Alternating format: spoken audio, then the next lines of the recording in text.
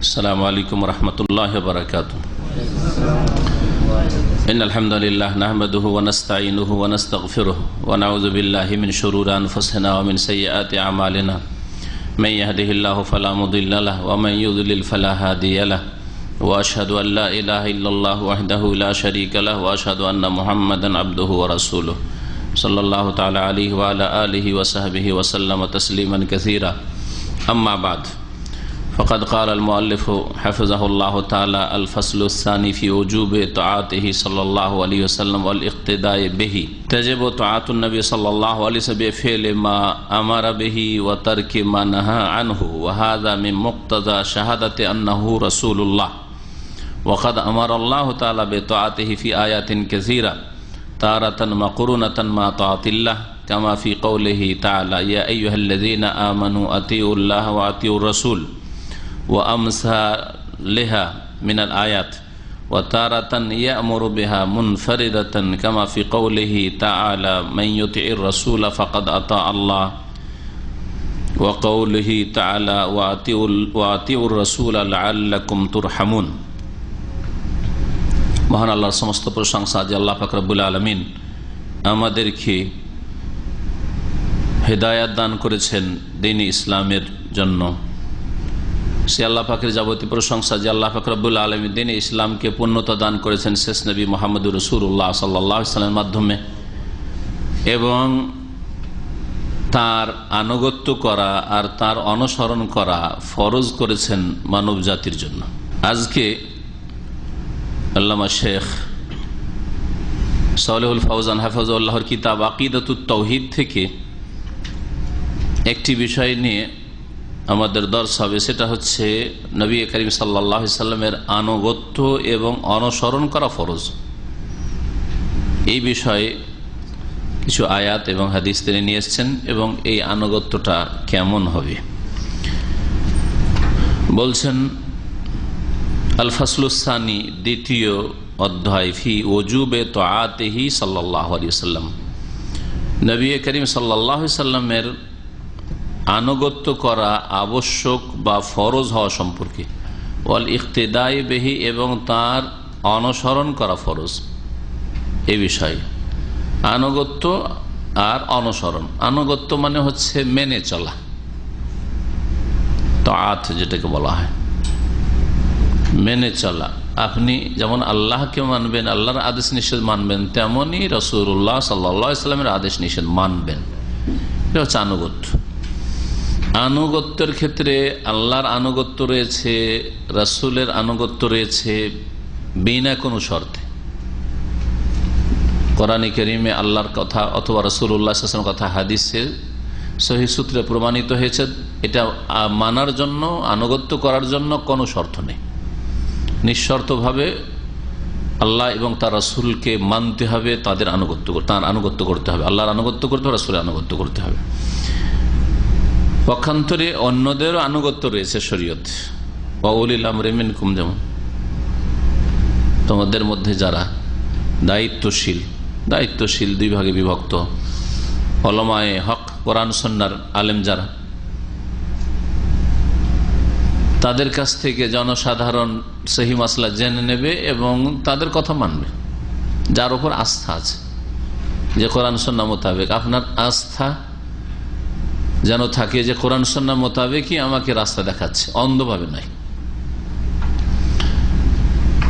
আর যখনই এতে কোনো একটি ক্ষেত্রে স্পষ্ট হয়ে যাবে যে না, যার আনুগত্য করছি এই কথাটি ভুল, তখন ছেড়ে দেওয়া ফরজ। এইরকমই শাসকদের আনুগত্য করা, দেশের শাসক, সমাজের শাসক যদি থাকে, শাসকের প্রতিনিধি প্রত্যেকটি এলাকা অঞ্চলে আছে, বাড়ির শাসক বাপ মা, এদের আনুগত্য করা। 5 ভাইয়ের একজন ভাইকে বাড়ির দায়িত্বশীল গার্জেন বানিয়ে দিয়েছেন, বাপ ইন্তেকাল করেছে, তাহলে তাকে মানা। স্বামীর আনুগত্য, এই আনুগত্যগুলি রয়েছে। কিন্তু এই আনুগত্যগুলি আল্লাহ এবং তার রাসূল সাল্লাল্লাহু আলাইহি সাল্লাম ছাড়া অন্যদের আনুগত্য শর্ত সাপেক্ষ। যদি কোরআন এবং হাদিসের বিরোধী না হয় তাহলে আনুগত্য রয়েছে, কোরআন এবং হাদিসের উল্টো হয় তাহলে তাদের আনুগত্য ছড়ে ফেলে দেওয়া ফরজ। এটা হচ্ছে আনুগত্য, যে আনুগত্যের ব্যাখ্যা করলাম। আনুগত্য মানে সহজ ভাষায় মানা, মানতে হবে। আর ইক্তেদা বা ইত্তিবা এগুলির অর্থ হচ্ছে অনুসরণ করা। অনুসরণ করা মানে পেছনে পেছনে চলা। এই ক্ষেত্রে অনুসরণ, যিনি কোনো কাজ করেছেন ভালো কাজ, তার অনুসরণ করা। তো এই জন্য অনুসরণ শব্দটি আল্লাহর ক্ষেত্রে প্রযোজ্য নয়। অনেকে অর্থ বুঝে না, বলে আল্লাহর অনুসরণ। আল্লাহর কি অনুসরণ করবে? আল্লাহ যেমন নামাজ পড়েন তেমন নামাজ, তো এটা হলো অনুসরণ। হ্যাঁ, তো ভুল কথা। আল্লাহর ইত্তেবার কথা কোরআন হাদিসে নেই কোথাও। আল্লাহর ইতাআতের কথা রয়েছে, আল্লাহর আনুগত্যের কথা রয়েছে, কিন্তু রাসূলুল্লাহ সাল্লাল্লাহু আলাইহি ওয়াসাল্লামের ক্ষেত্রে অনুসরণের কথা রয়েছে, ফলো করা। ইক্তেদা, আপনি বাস্তবে নামাজ শিখতে চাইছেন একজন ভালো ওস্তাদের কাছে, আলেমের কাছে, তো তার অনুসরণ করবেন। তিনি যেমন নামাজ পড়েন, যদি সহিহ হাদিস মোতাবেক নামাজ পড়েন। অনেক সময় দেখা যাচ্ছে যে উনি হয়তো কোনো ওজর বশত কিছু সুন্নতের খেলাফ করছেন, অথবা ভুল বশত, অথবা ভুলে গিয়ে, তাহলে অন্ধভাবে অনুসরণ চলবে না, অন্যদের অন্ধ অনুসরণ চলবে না। কিন্তু রাসূলুল্লাহ সাল্লাল্লাহু আলাইহি ওয়াসাল্লামের অনুসরণ বিনা কোনো শর্তে, কারণ তাকে আল্লাহ এই জন্য পাঠিয়েছেন যে তার অনুসরণ করবেন, তিনি উত্তম আদর্শ। তো এই ছিল শাব্দিক ব্যাখ্যা। তাআতুন বা ইতাআ, আতায়তীয় ইতাআতান হয়, কিন্তু আরবরা ওইটাকে তাআতান পড়েছে। ইতাআতান আরবি ভাষায় ব্যবহার হয় না। আর একটা হচ্ছে ইক্তেদা বা ইত্তিবা, এগুলোর মানে হচ্ছে অনুসরণ করা। তাআত মানে হচ্ছে আনুগত্য করা। তো আনুগত্য সম্পর্কে আর অনুসরণ সম্পর্কে নবী করিম সাল্লাল্লাহু আলাইহি ওয়াসাল্লাম, দুটোই যেহেতু নবী সাল্লাল্লাহু আলাইহি ওয়াসাল্লাম করতে হবে, যেমন তাকে মানতে হবে তেমন তার পেছনে পেছনে চলতে হবে, অনুসরণ করতে। অনুসরণ করা মানে পেছনে পেছনে থাকতে হবে, সামনে আগেও বাড়া যাবে না, এর বিপরীত ওটা। ডানে বামে আপনি চলে যাবেন, আগে বেড়ে, তাও চলবে না। যারা ধর্মের নামে বিদআত করেছে তারা আগে বেড়ে গেছে, আর যারা মুসলিম সমাজের ফাসেক গোষ্ঠী, ফরজ ওয়াজিবে ঘাটতি করে, হারাম নাজায়েজ কাবিরা গুনাহ করে, ওরা পিছিয়ে গেছে, মুখালাফাত করেছে। আগে বাড়া, তাকাদ্দুম, আগে বাড়াও যাবে না। লা তুকাদ্দিমু বাইনা ইয়াদাইল্লাহি ওয়া রাসূলিহি, আগে বেড়েছে ধর্মের নামে যারা গোমরাহ হয়েছে, শিরক বিদআত করে, ধর্মের অপব্যাখ্যা করে বা বিকৃত ধর্ম পালন করে।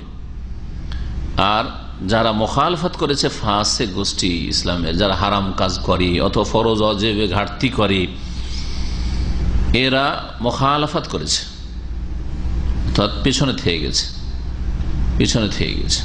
যদিও মুখালাফাতের ব্যাপক অর্থে যারা আগে বেড়ে গেছে তারাও বিরোধিতা করেছে, তারাও বিরোধিতা করেছে। সুতরাং এই মুখালাফাত শব্দটির মধ্যে বিদাতিরাও তাআতুন নবী সাল্লাল্লাহু আলাইহি ওয়াসাল্লাম বিফিলি মা আমারা বিহি, নবী করিম সাল্লাল্লাহু আলাইহি ওয়াসাল্লামের আনুগত্য ফরজ। শেখ বলছেন কিভাবে আনুগত্য করবেন, তাকে মানবেন? বল বিফিলি মা আমারা বিহি, যা তিনি নির্দেশ দিয়েছেন তা করার মাধ্যমে, তার বাস্তবায়নের মাধ্যমে। উনি করতে বলেছেন, আপনি করবেন।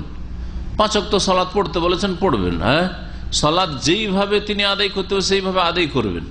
এটা হচ্ছে আনুগত্য মানা। ও তারকে মানহা আনহু, আর যেসব কথা কাজ হতে নিষেধ করেছেন সেগুলিকে পরিত্যাগ করার মাধ্যমে। নবী সাল্লাল্লাহু আলাইহি ওয়াসাল্লাম পানাহারের ক্ষেত্রে খাবায়েস থেকে বারণ করেছেন, নিষেধ করেছেন। সুতরাং পানাহারের ক্ষেত্রে খাবায়েস, নোংরা, যেগুলি আপনার জন্য ক্ষতি করে, হ্যাঁ, আপনার জান মাল ধন সম্পদ পরিবার পরিজন পরিবেশের ক্ষতি করে, সেগুলি হচ্ছে খাবায়েস। তার মধ্যে হচ্ছে ধূমপান, হ্যাঁ, মাদক দ্রব্য ইত্যাদি। এইরকমই যেগুলিকে আল্লাহ পাক রব্বুল আলামিন বা তার রাসূল সাল্লাল্লাহু আলাইহি ওয়াসাল্লাম আরো হারাম করেছেন, যেগুলি যেমন সুদ, ঘুষ। তো যেগুলি আল্লাহ নিষেধ সেগুলি থেকে বেঁচে থাকা বা সেগুলিকে পরিত্যাগ করার মাধ্যমে আনুগত্য প্রকাশ করতে হবে। তাহলে দুটোই লাগবে, যেমন যা আদেশ হয়েছে তা পালন করা আনুগত্য, তাকে মানা, তেমন যেগুলি নিষেধ করেছেন সেগুলি থেকে বেঁচে থাকা হচ্ছে তাকে মানা, রাসূলুল্লাহ সাল্লাল্লাহু আলাইহি ওয়াসাল্লাম মানা। আর নবীর এই আনুগত্য এই কালিমা থেকে, কালিমার অংশ থেকে প্রমাণিত হয়। আপনি যখন সাক্ষ্য প্রদান করেছেন, আশহাদু আল্লা ইলাহা ইল্লাল্লাহ, আমি সাক্ষ্য প্রদান করছি যে আল্লাহ ছাড়া কেউ সত্য মাবুদ নেই, তাহলে আল্লাহর জন্য ইবাদতকে আপনি খাস করে দিয়েছেন। ইবাদতে কারো অংশ নেই, নবী রাসূল ওলিয়া উলিয়া কারো অংশ নেই, জীবিত মৃত কারো অংশ নেই। লা ইলাহা ইল্লাল্লাহর মাধ্যমে ইবাদতকে আল্লাহর জন্য খাস করে দিয়েছেন। আর মুহাম্মাদুর রাসূলুল্লাহ যখন শাহাদাত ওয়া আশহাদু আন্না মুহাম্মাদান রাসূলুল্লাহ, আর আমি এ কথারও সাক্ষ্য প্রদান করেছি যে মুহাম্মদ সাল্লাল্লাহু আলাইহি ওয়াসাল্লাম আল্লাহর রাসূল। রাসূলুল্লাহ যখন বলেছেন যে আল্লাহর তিনি দূত, তো দূত আল্লাহর তরফ থেকে দিন নিয়ে এসেছেন, সুতরাং তার আনুগত্য করতে হবে। তিনি যা হুকুম করেছেন পালন করতে হবে, নিষেধ করেছেন পরিত্যাগ করতে হবে। ওয়াহাযা মিন মুক্তাদা শাহাদাত আন্নাহু রাসূলুল্লাহ, আর এটি হচ্ছে যে রাসূলুল্লাহ সাল্লাল্লাহু আলাইহি ওয়াসাল্লাম যে আল্লাহর রাসূল, মুহাম্মদ সাল্লাল্লাহু আলাইহি ওয়াসাল্লাম আল্লাহর রাসূল, এই কথার সাক্ষ্য প্রদানের দাবি। আপনি সাক্ষ্য প্রদান করেছেন কোনো মন্ত্র নয়, এটার দাবি হচ্ছে মুহাম্মদ রাসূলুল্লাহ যে বলছেন আপনি, এর দাবি হচ্ছে যে আপনি তার আদেশ নিষেধ মেনে চলবেন। ওয়াকাদ আমার আল্লাহ তাআলা বিতাআতি ফি আয়াতিন কাসীরা, মহান আল্লাহ অনেক আয়াতে কোরআনে কারীমে রাসূল সাল্লাল্লাহু আলাইহি ওয়াসাল্লামের আনুগত্যের নির্দেশ দিয়েছেন। কখনো কখনো আল্লাহর আনুগত্যের সাথে মিলিয়ে তারাতান মাকরুনাতান মা তাআতিল্লাহ, কখনো কখনো আল্লাহর আনুগত্যের সাথে মিলিয়ে আতিউল্লাহ ওয়া আতিউর রাসূল, আল্লাহর আনুগত্য করো, রাসূলের আনুগত্য করো, আল্লাহকেও মানো রাসূলকেও মানো, কোরআনও মানো হাদিসও মানো। কামা ফি কওলিহি তাআলা, যেমন মহান আল্লাহ ইরশাদ করেছেন, এই ক্ষেত্রে একটি আয়াত পেশ করছেন তিনি, কিন্তু অনেক আয়াত রয়েছে। ইয়া আইয়ুহাল্লাযীনা আমানু আতিউল্লাহ ওয়া আতিউর রাসূল, হে ঈমানদারগণ তোমরা আল্লাহকে মানো এবং রাসূলকে মানো। ওয়া মান ইউতিইল্লাহ ওয়া রাসূলাহু ফাকাদ ফাযা ফাওজান আযীমা, আছে না, আল্লাহর সাথে রাসূলের কথা উল্লেখ করা হয়েছে। একসাথে মিলিয়ে অনেকগুলি আয়াতে আল্লাহর আনুগত্য এবং রাসূলের আনুগত্যের কথা বলা হয়েছে। এই আয়াত হয়েছে সূরা নিসার আয়াত নম্বর 59। ওয়া আমসালুহা মিনাল আয়াত, আর এইরকম অনেক আয়াত রয়েছে। ওয়া তারাতান ইয়ামুরু বিহা মুনফারিদাতান, কখনো কখনো শুধুমাত্র আল্লাহর কথা না বলে রাসূলের আনুগত্যের কথা উল্লেখ করা হয়েছে, পৃথকভাবে রাসূলের আনুগত্যের কথা বলা হয়েছে। এর মানে এই না যে আল্লাহকে বাদ দিয়ে আপনি আনুগত্য করবেন, কিন্তু এখানে একটা গুরুত্ব বোঝা যায় যে নবী সাল্লাল্লাহু আলাইহি ওয়াসাল্লামের আনুগত্যের কথা আলাদা করে যেমন বর্ণনা করা হয়েছে, এরকম বর্ণনা করা হয়েছে। কামা ফি কওলিহি তাআলা, যেমন মহান আল্লাহ বলছেন। আর এই আয়াতে শুধু এই কথা নাই, এর সাথে এই কথাও আছে যে রাসূলকে যে মানলো, রাসূলের যে আনুগত্য করলো, সে আল্লাহকেই মানলো, আল্লাহরই আনুগত্য করলো। রাসূলকে মানে মানে আল্লাহকে মানা। মান ইউতিইর রাসূলা ফাকাদ আতা আল্লাহ, যে রাসূলের আনুগত্য করলো বা রাসূলকে মানলো, ফাকাদ আতা আল্লাহ, সে নিঃসন্দেহে আল্লাহকে মানলা। সূরা নিসা আয়াত নম্বর 80। আরো একটি আয়াত দেখেন, ওয়া আতিউর রাসূল লাআল্লাকুম তুরহামুন, শুধু রাসূলের কথা বলা হচ্ছে। রাসূলকে তোমরা মানো, লাআল্লাকুম তুরহামুন, তাহলে তোমাদের উপর দয়া করা হবে। লাআল্লাহ মানুষের ক্ষেত্রে একটি তাফসীর শুনে রাখেন, লাআল্লাহ যখন মানুষের ক্ষেত্রে ব্যবহার হবে, সৃষ্টির ক্ষেত্রে, তখন তার মানে সন্দেহমূলক হবে, সম্ভবতর অর্থ হবে। কারণ লাআল্লাহ হারফে তারাজ্জি, তারাজ্জি মানে হচ্ছে আশা করা যায়, আশা করা যায়। যেমন লাআল্লি আমালু সালেহান, সম্ভবত আমি ভালো আমল করব, কারণ সম্ভাবনা আছে, সম্ভাবনা নাও হইতে পারে। তো মানুষের সাথে সম্পৃক্ত যখন লাআল্লাহ শব্দটি হয়, তখন ওর মানে আশার অর্থ দেয়। আর আশা যেটা করা হয় সেটা কখনো পুরা হয়, কখনো পুরা হয় না, এই জন্য সম্ভবতর অর্থ করা হয়, সম্ভবত এরকম হবে। কিন্তু কোরআনে কারীমে যত লাআল্লাহ ব্যবহৃত হয়েছে, ভালো করে একটা ঢাল আহারে শুনে রাখেন, যেহেতু কাজগুলি আল্লাহ করবেন, আল্লাহর কাজে কোনো সন্দেহ নেই, সম্ভাব্য কাজ না, হইতে পারে আবার নাও হইতে পারে। রসুলকে মানো, লাআল্লাকুম তুরহামুন, সম্ভবত তোমাদের রহম হবে, এই তরজমা চলবে না, নিশ্চিত তখন ইয়াকিনের মানে করতে হবে। এর ওপর সালাফে সালেহিনের ঐক্যমত রয়েছে, কোনো দ্বিমত নেই। কারণ আল্লাহ পাক রব্বুল আলামিনের ওয়াদাতে কোনো রকমের সন্দেহ নেই যে হতে পারে আবার নাও হইতে পারে, এরকম নাই। লাআল্লাকুম তুরহামুন, লাআল্লাকুম তাহতাদুন, লাআল্লাকুম বলে অনেক জায়গায় আছে না, হতে পারে যে এরকম হবে, তোমরা হইতে পারে এরকম হবে, এই করলে এরকম হবে, আল্লাহ বলছেন আর হতে পারে। হ্যাঁ, লাআল্লাকুম তুরহামুন, এই জন্য ওয়াতিউর রাসূলা, তোমরা রাসূলের আনুগত্য করো, লাআল্লাকুম তুরহামুন, যাতে করে তোমাদের উপর রহম হবে, এরকম তরজমা করবে, নিশ্চিত, সন্দেহ না, ইয়াকিনান। ওয়া তারাতান ইয়াতাওয়াআদু মান আসা রাসূলুহু সাল্লাল্লাহু আলাইহি ওয়াসাল্লাম, আর কখনো কখনো যারা রাসূল সাল্লাল্লাহু আলাইহি ওয়াসাল্লামের, আল্লাহর রাসূল সাল্লাল্লাহু আলাইহি ওয়াসাল্লামের নাফরমানি করে, বিরুদ্ধাচরণ করে, তাদেরকে ধমক দেওয়া হয়েছে। তাওয়াআদা মানে হচ্ছে ওয়াঈদ, শাস্তি শোনানো। কামা ফি কওলিহি তাআলা, যেমন মহান আল্লাহর এই বাণীতে রয়েছে, আগের আয়াতটি বলা হল না, সূরা নূর আয়াত নম্বর 56, ওয়া আতিউর রাসূলা লাআল্লাকুম তুরহামুন, তোমরা রাসূলকে মানো যাতে করে তোমাদের উপর দয়া করা হয়। কি করবেন? যাতে করে তোমাদের উপর দয়া করা হয়। আর কখনো কখনো রাসূলুল্লাহ সাল্লাল্লাহু আলাইহি ওয়াসাল্লামের নাফরমানি যারা করে তাদেরকে শাসানিমূলক কথা বলা হয়েছে বা ধমক দেওয়া হয়েছে শাস্তির। এই মর্মে কোরআনে কারিমে আল্লাহ পাক ইরশাদ করছেন, ফালিয়াহযারিল্লাযীনা ইউখালিফুনা আন আমরিহি, যাতে করে সাবধান হয়ে যায়, সতর্ক হয়ে যায় ওই সব লোকেরা যারা তার নির্দেশের বিরোধিতা করে, নির্দেশকে অমান্য করে। আল্লাযীনা ইউখালিফুনা আন আমরিহি, তার আদেশকে অমান্য করে, নির্দেশের বিরোধিতা করে। আল্লাহ আদেশ নিষেধ যে রাসূল, এখানে আন আমরিহি মানে আন আমরি রাসূল, রাসূল সাল্লাল্লাহু আলাইহি সাল্লামের আদেশ নিষেধের যারা বিরোধিতা করে তারা যেন সতর্ক সাবধান হয়ে যায়। কি থেকে সাবধান? আন তুসিবাহুম ফিতনাতুন, দুই আযাবের এক আযাব তাদেরকে ধরবে, যে তাদেরকে ফিতনা স্পর্শ করবে। আও ইউসিবাহুম আযাবুন আলীম, অথবা যন্ত্রণাদায়ক শাস্তি তাদেরকে স্পর্শ করবে, তাদের উপর আপতিত হবে। আসাব ইসলাম মানে পৌঁছে যাওয়া, শাব্দিক অর্থ। আব্দুল্লাহ বিন আব্বাস রাদিয়াল্লাহু তাআলা আনহু, প্রখ্যাত মুফাসসির সাহাবী, তিনি বলছেন ফিতনা মানে হচ্ছে দুনিয়ার আযাব। ফিতনা মানে দুনিয়ার আযাব, আর আযাবুন আলীম হচ্ছে আখিরাতের আযাব, পরকালের আযাব। তো যারা রাসূলুল্লাহ সাল্লাল্লাহু আলাইহি ওয়াসাল্লাম বিরোধিতা করে, শিরক বিদআত করে, অথবা ফরজ ওয়াজিব ছেড়ে হারাম নাজায়েজ কাজ করে, এই উভয় জাতিকে বলা হচ্ছে।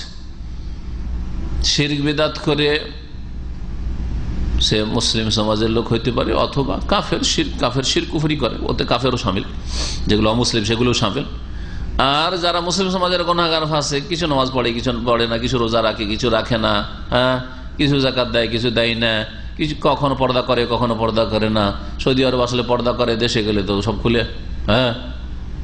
যারা নবীর নাফরমানি করে তাদের উপর হয় দুনিয়ার আযাব আসবে, ফিতনা দুনিয়ার আযাব। আর দুনিয়ার বহু আযাব রয়েছে, তার মধ্যে সবচেয়ে বড় আযাব হচ্ছে হেদায়েতের তৌফিক না হওয়া। বিদাতির ওপর সবচেয়ে বড় যেটা আল্লাহর মার, আল্লাহর আযাব, সেটা হচ্ছে বিদাতি যেহেতু বিদাতকে, গুনহার কাজকে, পাপের কাজকে সওয়াব নেকি মনে করে, মিলাদ করে সওয়াব মনে করে, শোক মাতম করছে আশুরাই, আর বুক চাপড়াচ্ছে, আর শরীরকে রক্তে রক্তিত করে দিচ্ছে। দেখেছেন এসব দৃশ্য কি? ছোরা নিয়ে এইভাবে মারছে, করছে এই খবিস মালাউনগুলো। তো এইসব, এটা দুনিয়ার আযাব, দুনিয়ার সামান্য শাস্তি তো তোমরা নিজেরাই নিজেকে দিচ্ছ এইসব করে। আর তোমরাকে আল্লাহ পাক একটা যেটা বড় আযাব দিয়েছেন, বহু আযাব আরো রয়েছে, বড় আযাব, সেটা তোমাদেরকে আল্লাহ কখনো হেদায়েত নসিব করবেন না, কারণ বাতিলকে তোমরা ধর্ম মনে করে পালন করছো। কারণ মানুষের যদি ছেলে মেয়ের ক্ষয়ক্ষতি হয়, ধন সম্পদের ক্ষয়ক্ষতি হয়, বা নিজের যদি প্রাণনাশ হয়, আর সহি ইমানের হালাতে থাকে, তো জান্নাতটা তো পাবে, ঠিক কিনা? কিন্তু দুনিয়াতে যদি হেদায়েত হারা হয়ে যায়, রাস্তা হারিয়ে দেয় জান্নাতের, কখনো জান্নাত যেতে পারবে না। এইসব শিরক বিদআতের ধর্ম পালন করে কোনো জান্নাত যেতে পারবে না। তাই এটা সবচেয়ে বড় আযাব। তো এর জন্য ফিতনাতুনের ব্যাপক অর্থ দুনিয়ার আযাব, কিন্তু সবচেয়ে বড় আযাব মনে রাখবেন, যেই আযাবটা প্রত্যেক বিদআতির উপর হয়, যে হেদায়েত হয়ে না আসে।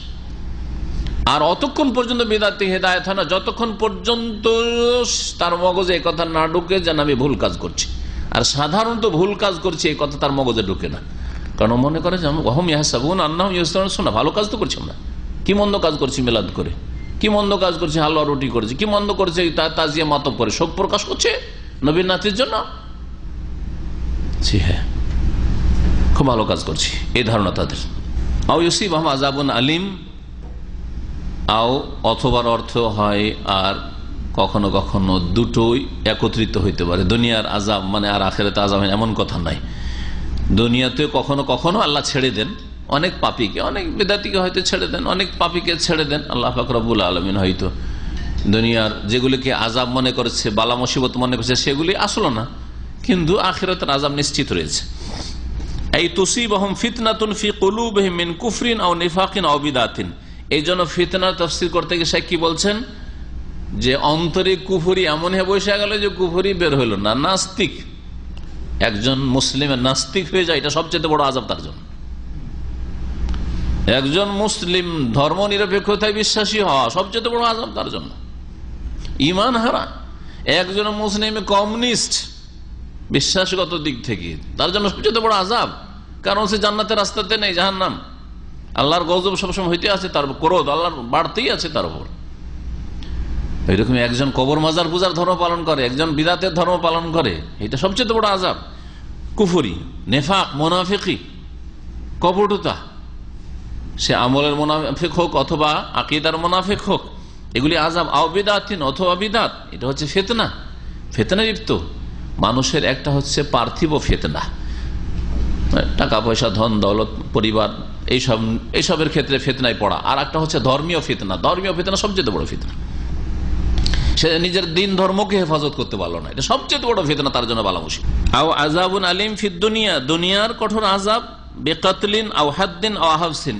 শেখ এভাবে ব্যাখ্যা করেছেন যে হয় আযাবুন আলিম দুনিয়াতে, এই তাহলে ফিতনা মানে তিনি এই ব্যাখ্যাগুলি করলেন, কুফরি, কপটতা বা বিদাত, এগুলি হচ্ছে ফিতনায় লিপ্ত হওয়া। আর আযাবুন আলিমকে তিনি দুনিয়াতে হইতে পারে, সেটা আখিরাতেও। দুনিয়ার আযাব যেমন নিহত হইতে হলো মুসলিমের হাতে, আল্লাহর দিনের মুজাহিদের হাতে, যেমন বদর ওহুদে যেসব কাফের গুলো জাহান্নামে পৌঁছেছে নিহত হয়ে। হাদ্দিন, অথবা দণ্ডবিধান কায়েম হলো, চোরের হাত কাটা হয়েছে। পেশাস খুন করেছিল, সেজন্য খুনের বদলে তাকে খুন করা হয়েছে। জেনা করেছিল, সেজন্য তার জেনার দণ্ডবিধান, তাকে অবিবাহিত হলে তাকে বেত্রাঘাত করা হয়েছে, চাবুক লাগানো হয়েছে 100, আর না হলে যদি বিবাহিত হয় তাহলে তাকে রজম করা হয়েছে। এগুলি হাদ। আও হাবসিন, অথবা বন্দী করা হয়েছে। আও গায়রা যালিকা, অথবা এছাড়া অন্য কিছু, মিনাল উকুবাতিল আজেলা, নগদ শাস্তির মধ্যে থেকে। নগদ শাস্তি মানে দুনিয়ার শাস্তি। আযাবুন আলিম, আখিরাতের শাস্তিও শামিল আছে। কখনো কখনো আল্লাহ পাক ছাড় দেন, কিন্তু ছেড়ে দেন না। আল্লাহ পাক রব্বুল আলামিন কোরআনের ভাষায় বলেছেন আমহিল হুম রুয়াইদ। আমহিল, এমহাল মানে ছাড় দেওয়া, ছেড়ে দেওয়া নয়। আর ওই আমহেল মাহলুন, মাহ মিম হা লামকে যদি হাকে আগে করে দেন, হা মিম লাম করেন, দিয়ে এহমাল করেন। এহমাল মানে ছেড়ে দাও, এহমাল মানে উপেক্ষা করে, ছেড়ে দাও। মুহমাল মানে অকেজো জিনিস। তো আল্লাহ কোন জায়গায় এহমাল বলেননি, আমহেল বলেছেন। ফামাহিলিল কাফিরিন, আল্লাহ বলেছেন কাফেরকে ছাড় দাও, ছেড়ে দিও না, এই কথা বলা হয়েছে, ছেড়ে দেওয়ার কথা বলা হয়। আল্লাহ ছাড়বেন না কখন। ওয়াখাজাল আল্লাহ তাআলা ওয়াত্তিবাহু সাবাবান লিনাইল মাহাব্বাতিল্লাহি লিল আবদি ওয়া মাগফিরাতি যুনুবিহি। আল্লাহ পাক রব্বুল আলামিন নবী করিম সাল্লাল্লাহু আলাইহি ওয়াসাল্লামের আনুগত্যকে এবং তার অনুসরণকে আল্লাহর ভালোবাসা অর্জন করার উপায় বলে আখ্যায়িত করেছেন বান্দার জন্য, এবং বান্দার গুনাহ মার্জনার উপায় বলে আখ্যায়িত করেছেন। অর্থাৎ আল্লাহ রসুলের আনুগত্য করলে এবং তার অনুসরণ করলে কি পাওয়া যায়? আল্লাহর মহাব্বত, ভালোবাসা পাওয়া যায়। আর আল্লাহ যদি ভালোবাসে তাহলে আপনার আবার চিন্তা কিসের? আল্লাহ যাকে ভালোবাসেন তাকে কি জাহান্নামে ঠেলে দেবেন? কোশ্চেন কালেও না। আর আল্লাহ রাব্বুল আলামিন গুনাহ মাফও করে দেন। যেমন মহান আল্লাহ ইরশাদ করেন সূরা আলে ইমরান আয়াত নম্বর 31, কুল ইন কুনতুম তুহিব্বুন আল্লাহ ফাত্তাবিউনি ইউহিব্বুকুমুল্লাহ। হে নবী বলো, ইন কুনতুম তুহিব্বুন আল্লাহ, তোমরা যদি আল্লাহকে ভালোবাসো, তোমরা যদি আল্লাহকে ভালোবাসো মানে ভালোবাসার দাবি করো, তাহলে এই দাবির প্রমাণ হচ্ছে ফাত্তাবিউনি। 1 নম্বর প্রমাণ হচ্ছে ফাত্তাবিউনি, আমার অনুসরণ করো। আমি মুহাম্মদ সাল্লাল্লাহু আলাইহি ওয়াসাল্লাম, আল্লাহ পাক তাকে বলতে বলছেন যে আমার অনুসরণ করো। রাসূলুল্লাহ সাল্লাল্লাহু আলাইহি ওয়াসাল্লামের অনুসরণ, এখানে ইত্তেবার কথা আসলো, তাহলে ইক্তেদা আর ইত্তেবা একই অর্থে। অনুসরণ করো, তাহলে কি পাবে? আল্লাহকে ভালোবাসার দাবি করলে তার জন্য একটা প্রমাণ পেশ করে দাও, নবীর অনুসরণ করা। নবীকে মানছো, নবীর অনুসরণ করছো, তাহলে আল্লাহকে যখন ভালোবাসার প্রমাণ পেশ করে দিতে পারলে, বিনা দলিলে তোমাদের কথা নয়, তখন ইউহিব্বুকুমুল্লাহ, আল্লাহ তোমাদেরকে ভালোবাসবেন। ভালোবাসার বদলে ভালোবাসা পেলে, সমান তো পেয়ে গেলে। তারপরে বান্দার ভালোবাসা, আর সেটা হচ্ছে খালেক, মাবুদের ভালোবাসা, আল্লাহর ভালোবাসা, কত পার্থক্য। তারপর ভালোবাসার বদলে ভালোবাসা পেলে অতিরিক্ত আরো বোনাস, ওয়াগফির লাকুম যুনুবাকুম, এবং তোমাদের গুনাহগুলিকে আল্লাহ মাফ করে দেবেন। আল্লাহ যেন আমাদের গুনাহ খাতা মাফ করে দেন। আল্লাহকে যথাযথ ভালোবাসার, যেমন ভালোবাসা আল্লাহ চান, ভালোবাসার যেন তৌফিক দান করেন। ওয়াজআলা তাআতাহু হিদায়াতান ওয়া মাসিয়াতাহু দালালান। নবী করিম সাল্লাল্লাহু আলাইহি ওয়াসাল্লাম আনুগত্যকে আল্লাহ হেদায়েত বলেছেন, অর্থাৎ নবীকে মানলেই হেদায়েত নসিব হবে, না হলে কখনো হেদায়েত নসিব হবে না। আর নবীর নাফরমানিকে গুমরাহি বলে আল্লাহ আখ্যায়িত করেছেন। যেমন মহান আল্লাহ ইরশাদ করেছেন, ওয়াইন তুতিউহু তাহতাদু, যদি নবীর আনুগত্য করো, নবীকে মানো, তাহলে তোমরা হেদায়েত পেয়ে যাবে, হেদায়েত প্রাপ্ত হবে। সূরা নূর আয়াত নম্বর 54। ওয়াইন তুতিউহু তাহতাদু। আর নবীর নাফরমানিকে দলাল বলেছেন, এরকম আয়াত রয়েছে। যদি এই আয়াতে বিপরীত অর্থ আছে, নবীকে মানলে কি হয়, হেদায়েত পাওয়া যায়, তার মানে নবীর নাফরমানি করলে কি হয়, হেদায়েতের বিপরীতটা পাওয়া যায়, সেটা হচ্ছে দলাল, গুমরাহি। কিন্তু আর এক আয়াতে রয়েছে, ওয়া ইয়াসিল্লাহ ওয়া রাসূল ফাকাদ দাল্লা দালালাম মুবিনা। ওয়া ইয়াসিল্লাহ ওয়া রাসূল, আল্লাহ এবং রাসূলের নাফরমানি করবে, সে সুস্পষ্ট গুমরাহিতে চলে যাবে। ওয়াকালা তাআলা, মহান আল্লাহ ইরশাদ করেছেন, ফাইন লাম ইস্তাজিবু লাকা ফাআলাম আন্নামা ইয়াত্তাবিউনা আহওয়াআহুম। এই আয়াতে এই গুমরাহির কথা আল্লাহ উল্লেখ করেছেন। ফাইন লাম ইস্তাজিবু লাকা, হে নবী, তোমার ডাকে যদি সাড়া তারা না দেয়, মানব জাতি যদি তোমার ডাকে সাড়া না দেয়, তুমি যেদিকে ডাকছো সেদিকে না আসে, ফাআলাম, তাহলে জেনে রাখো তারা কি করে, তাহলে আন্নামা ইয়াত্তাবিউনা আহওয়াআহুম, তারা নিজের কুপ্রবৃত্তির অনুসরণ করে, মনের পূজা করে, তারা মনে খেয়াল খুশি যা আসে তারই অনুসরণ করে। ইয়াত্তাবিউনা আহওয়া, হাওয়ার বহু বচন হচ্ছে আহওয়া। হাওয়া ইয়াহবি মানে ঝুঁকে যাওয়া, শাব্দিক অর্থ। মন যেদিকে ঝুঁকে সেদিকে যায়। মন ঝুঁকলো নামাজে, চললে নামাজ পড়ে আসি। মন ঝুঁকলো চললে খেলার দিকে, খেলা দিকে আসি। মন ঝুঁকে গেল ঘুমের দিকে, ঘুমিয়ে থাকি, এখন থাক। এই জন্য হাওয়া, কুপ্রবৃত্তির অনুসরণকে হাওয়া এই জন্য বলা হয়, কারণ যেদিকে ঝুঁকে মন সেদিকে যায়। ও আল্লাহ যেদিকে ঝুঁকায় সেদিকে ঝুঁকবে না, রসুল যেদিকে ঝুঁকায় সেদিকে ঝুঁকবে না, মন যেদিকে ঝুঁকায় সেদিকে ঝুঁকবে। এটা হচ্ছে কুপ্রবৃত্তি, হাওয়া। আল্লাহ পাক বলছেন, ওয়ামান আদাল্লু মিম্মান ইত্তাবা হাওয়াহু বিগাইরি হুদা মিনাল্লাহ, আর ওর চাইতে অধিক পথভ্রষ্ট কে আছে। ওয়ামান আদাল্লু, ওর চাইতে বেশি অধিক পথভ্রষ্ট কে আছে, যেই ব্যক্তি কি করে, ইত্তাবা হাওয়াহু, নিজের কুপ্রবৃত্তির অনুসরণ করে, বেগাইরে হুদা মিনাল্লাহ, আল্লাহর দিক নির্দেশনা বাদ দিয়ে, আল্লাহর দিক নির্দেশনা বা হেদায়েত বাদ দিয়ে যারা নিজের খেয়াল খুশির অনুসরণ করে, তার চাইতে বেশি পথভ্রষ্ট আর কি আছে। ইন্নাল্লাহ লা ইয়াহদিল কওমাজ জালিমিন, আল্লাহ পাক নিঃসন্দেহে জালেম সম্প্রদায়কে রাস্তা দেখান না জান্নাতের। আল্লাহ পাক এই আয়াতে নবীর নাফরমানদেরকে জালেম বললেন, নবীর নাফরমানদেরকে আল্লাহ পাক কি বললেন, তা কুপ্রবৃত্তির অনুসারী বললেন। ওদের চাইতে অধিক পথভ্রষ্ট আর কেউ নাই, এরা সবচেয়ে বেশি ভ্রষ্ট, গুমরাহ। ও আখবারা সুবহানাহু, এই আয়াত হচ্ছে সূরা কাসাস আয়াত নম্বর 50। ও আখবারা সুবহানাহু ওয়া তাআলা আন্না ফীহিল কুদওয়াতুল হাসানাতা লিউম্মতিহি, আর আল্লাহ সুবহানাহু ওয়া তাআলা এই কথাও জানিয়ে দিয়েছেন যে নবী মুহাম্মদ সাল্লাল্লাহু আলাইহি সাল্লামের মধ্যে তার উম্মতের জন্য উত্তম আদর্শ রয়েছে। কুদওয়া হাসানা আর উসওয়া হাসানা একই জিনিস। উসওয়া মানেও আদর্শ, আর কুদওয়াতুন মানেও আদর্শ। নবী করিম সাল্লাল্লাহু আলাইহি ওয়াসাল্লামের মধ্যে উত্তম আদর্শ রয়েছে, তিনি আমাদের জন্য একমাত্র উত্তম আদর্শ, আর কোন আদর্শ আমাদের কাছে নেই। ফাকালা তাআলা, মহান আল্লাহ ইরশাদ করেছেন সূরা আহজাব আয়াত নম্বর 21, লাকাদ কানা লাকুম ফি রাসূলিল্লাহি উসওয়াতুন হাসানাহ, নিঃসন্দেহে তোমাদের জন্য রাসূলুল্লাহ সাল্লাল্লাহু আলাইহি ওয়াসাল্লামের মাঝে উত্তম আদর্শ রয়েছে। লিমান কানা ইয়ারজুল্লাহ, ওই সব লোকদের জন্য। এই উত্তম আদর্শ কারা গ্রহণ করবে উত্তম আদর্শ হিসাবে নবীকে? যারা আল্লাহর সাক্ষাতের আশাবাদী, মানে আল্লাহর প্রতি বিশ্বাসী, ওয়াল ইয়াউমাল আখির, আর পরকালে বিশ্বাসী তারা।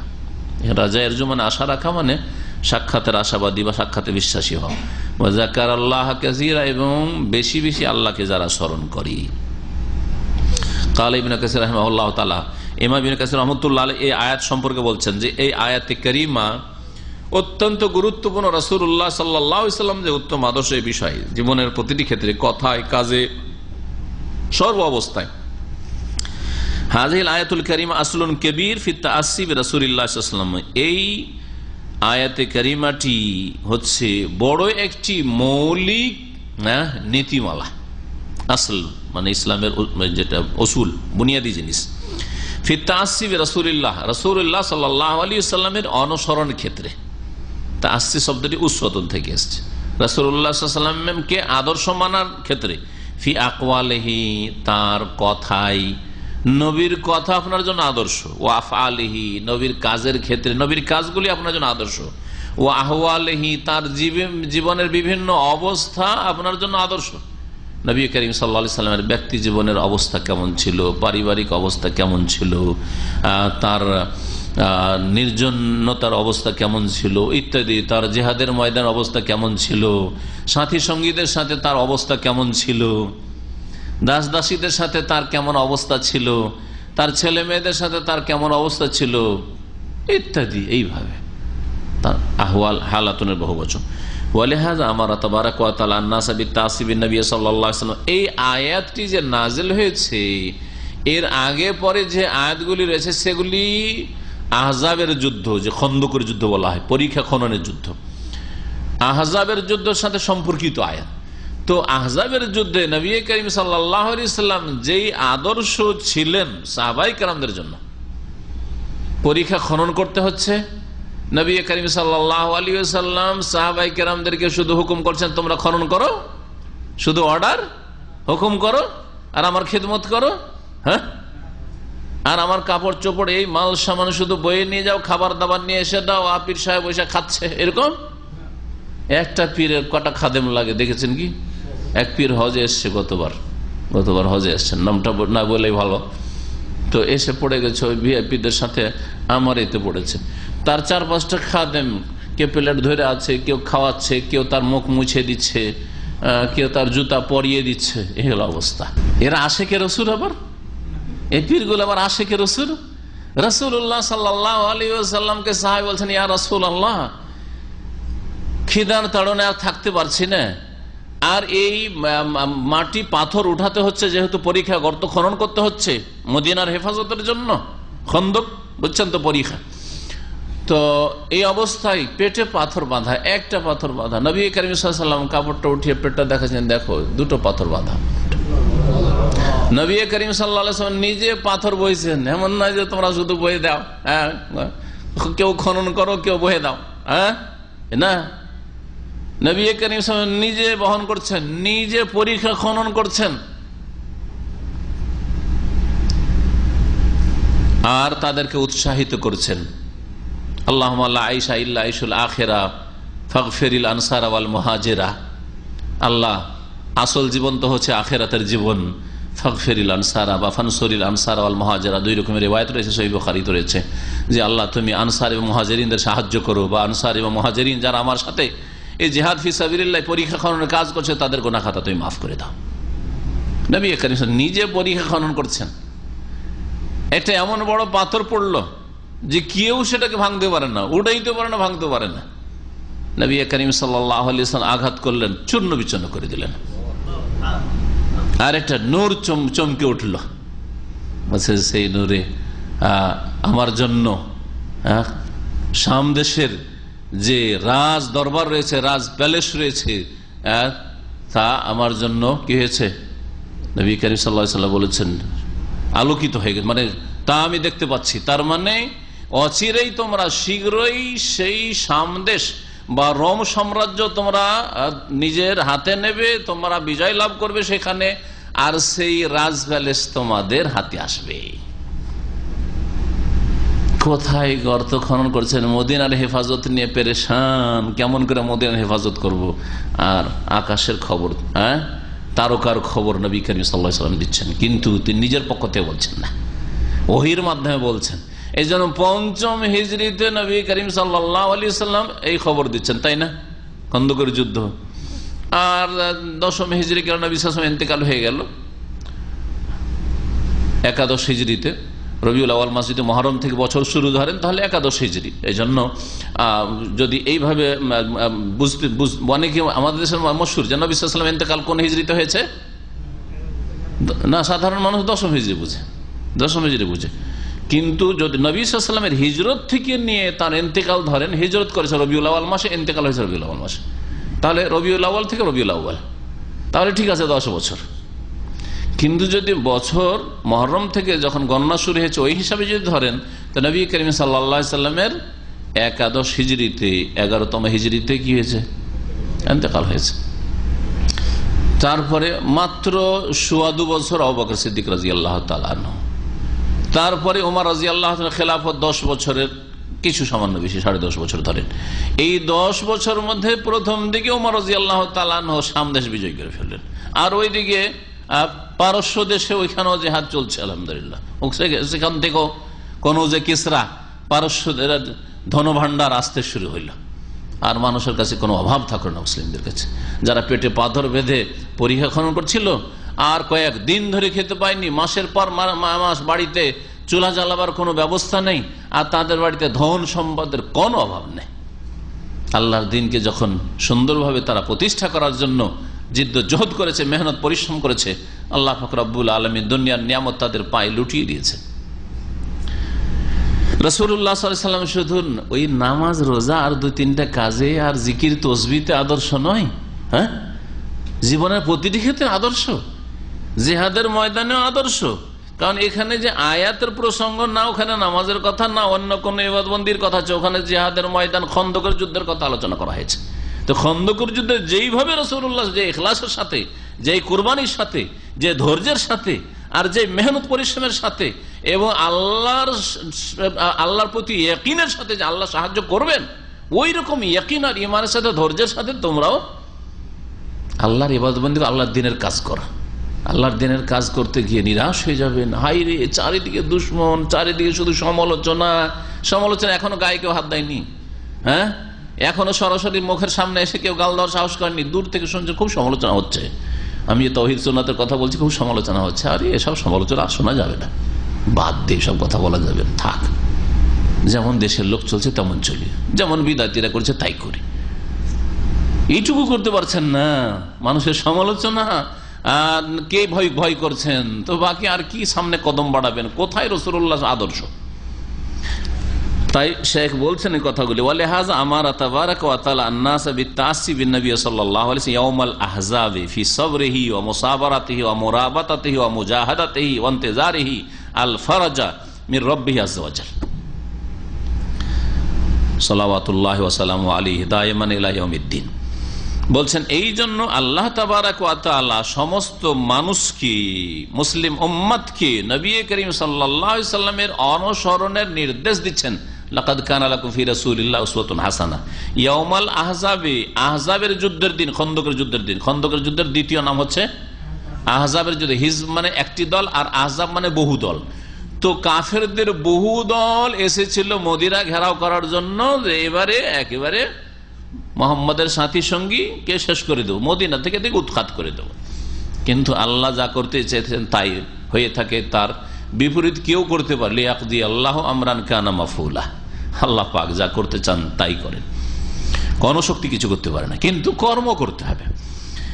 ফি সাবরিহি, এই খন্দকের যুদ্ধের দিনে তার ধৈর্যের ক্ষেত্রে, মুসাবারাতিহি এবং একে অপরকে ধৈর্যের উপদেশ দেওয়ার ক্ষেত্রে, অমরাবাতাতিহি এবং আল্লাহর দ্বীনকে প্রতিষ্ঠা করার জন্য জিহাদের ময়দানে অটল থাকার ক্ষেত্রে মোরাবাতা বলা হয়। আর আল্লাহর দুশমনদের সামনে অটল হয়ে দাঁড়িয়ে থাকা, বর্ডারের পাহারা দেওয়া, সীমানার পাহারা দেওয়াকে এই জন্য মোরাবেদ বলা হয়, যারা পাহারা দেয় তাদেরকে। অমুজাহাদাতে, এবং তার প্রচেষ্টার ক্ষেত্রে, মেহনত পরিশ্রমের ক্ষেত্রে, মেহনত পরিশ্রম সবকিছু করেছেন যতটা পারলেন। আর তারপরে ওয়ান্তেজারিহিল ফারাজা মির রাব্বিহি আযজা ওয়া জাল, আল্লাহ আযজা ওয়া জাল তার রবের কাছে বালা মুসিবত দূরীভূত করার অপেক্ষায় তিনি। আল্লাহ এখন বালা মুসিবত দূর করবেন। ঘেরাও করে থাকলো কাফের মুশরিকরা, আর কয়েকবার করে তারা মদিনায় ঢোকার জন্য লাফ দেওয়ার চেষ্টা করলো, কিন্তু তাদেরকে সাথে সাথে মেরে প্রতিহত করলেন সাহাবায়ে কেরামরা, কেউ আর ঢুকতে পারলো না। বেশ দীর্ঘ লম্বা সময় হয়ে যাচ্ছে, কিন্তু আর মদিনায় তারা ঢুকতেও পারছে না। আর তারপরে আল্লাহ পাক রব্বুল আলামিন আসমানি আযাব পাঠালেন। কি পাঠালেন?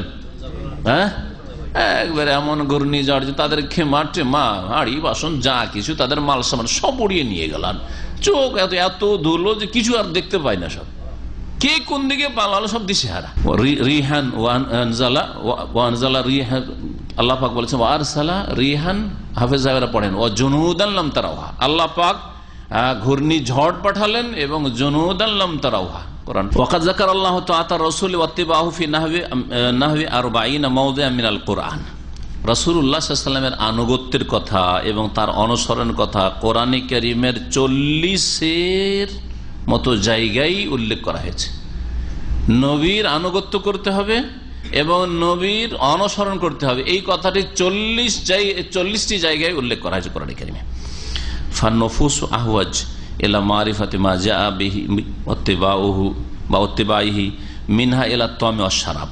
এক হচ্ছে মানুষের প্রয়োজন পানাহারের, খাওয়া দাওয়া না করলে মানুষ বাঁচে না, ঠিক না? জরুরি জিনিস, খাওয়া দাওয়া করতে হবে, নাহলে বাঁচা যাবে না। আর একটা মানব জাতির প্রয়োজন হচ্ছে নবী করিম সাল্লাল্লাহু আলাইহি সাল্লাম যেই দিন নিয়ে এসেছেন, ওহীর দিন, কোরআন এবং হাদিস, এই কোরআন এবং হাদিস সম্পর্কে জ্ঞান অর্জন করার প্রয়োজন। কোনটা বেশি জরুরি? আজকাল যদি মুসলিমদের মাঝে ভোটাভুটি করেন তো 90% বা 95% মুসলিম ভোট দেবে যে আরে খাওয়া দাওয়া না করলে বাঁচা যায়, খাওয়া দাওয়া বেশি জরুরি, আর খেয়ে দে তারপরে আল্লাহর দিনের কথা শিখবো না আমল করবো, এটা পরের কথা, তাই না?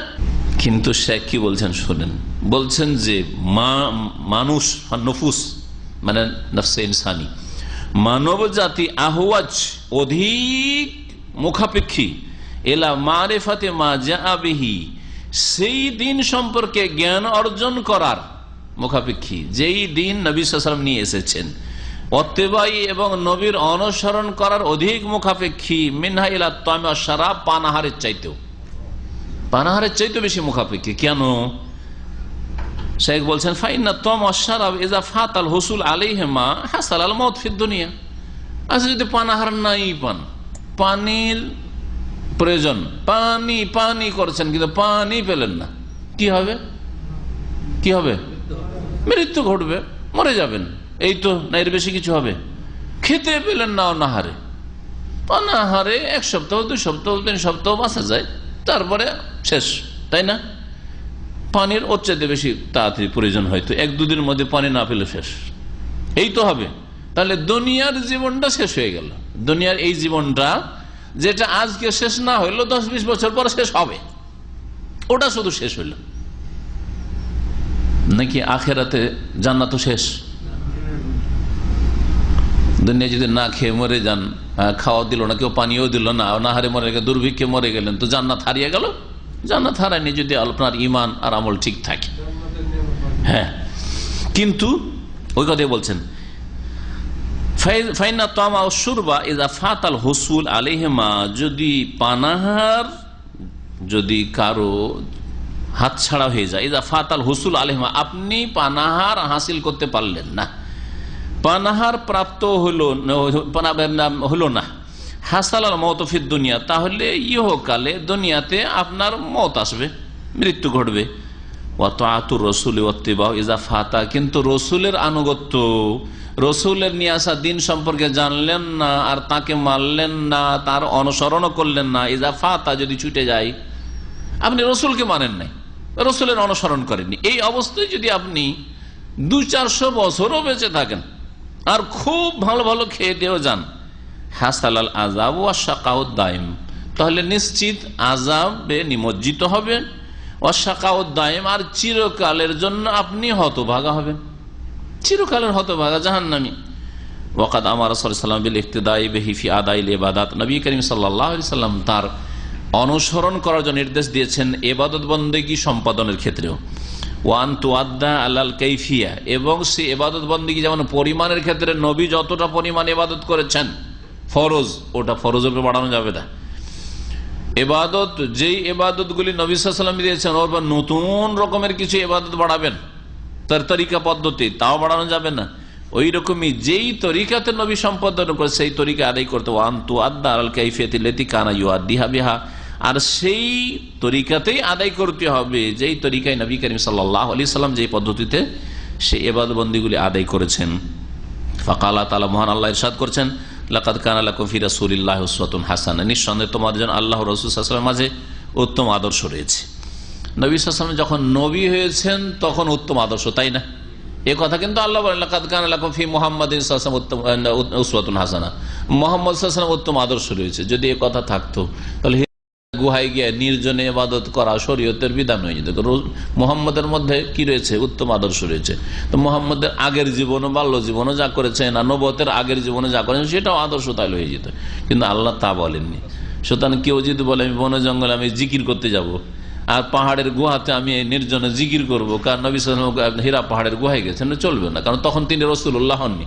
রাসূলুল্লাহ হওয়ার পরে আর যাননি তিনি, আর যাননি তিনি ওখানে।